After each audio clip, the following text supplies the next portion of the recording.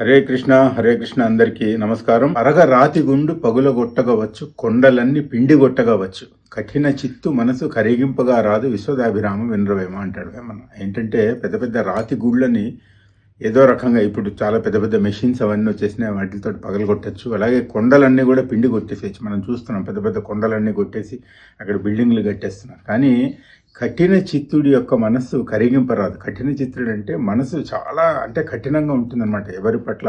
ఒకసారి ఇంకొకసారి అంటే ఒక ఆలోచన వాళ్ళకి వచ్చిందంటే దాని మీదే నిలబడి ఉంటారు. ఎందుకురా నువ్వు వాళ్ళతో మాట్లాడట్లేదు, ఏమైంది, నీకు ఇబ్బంది ఏమొచ్చింది, వాళ్ళతో ఏమైనా కొట్టారా తిట్టారని, ఏమో నాకు నచ్చలేదు నేను మాట్లాడట్లేదు అంటారు. పోనీ కనీసం వాళ్ళు వచ్చినప్పుడు ఒక మర్యాద, కనీసం చూపుతోటి పలకరింపుగానే ఉండాలి కదా. శత్రుత్వం లేనప్పుడు నువ్వు మిత్రుడిగా కూడా ఉండక్కర్లేదు, కనీసం ఒక కర్టసీ అనేది ఉంటుంది కదా. ఉండరా అసలు మేము చాలామందిని చూస్తుంటాం. మేము ఆఫీసుల్లో పనిచేసినప్పుడు మన స్నేహితుల్లో కానీ అకారణంగా వాళ్ళకు ఒక విధమైనటువంటి ఒక అభిప్రాయం ఉంటుంది ఒకళ్ళ గురించి.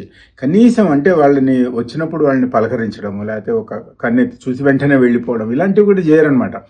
అసలు వాళ్ళు అసలు ఎట్లా ఉంటుందంటే వాళ్ళు రాగానే అసలు ముఠముఠలు ఆడిపోతూ ఉంటారు అనమాట కొంతమంది.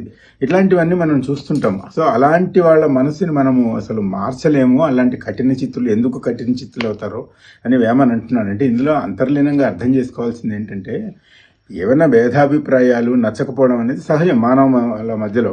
మరీ అంత కఠినంగా ఉండాల్సినటువంటి అవసరం లేదు.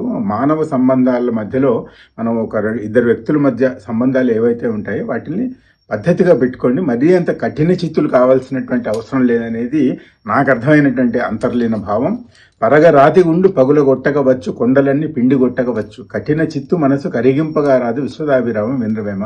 డెఫినెట్గా కరిగించవచ్చు ప్రేమ ఆప్యాయతలతోటి. విన్నందుకు ధన్యవాదాలు. జై హింద్, జై భారత్.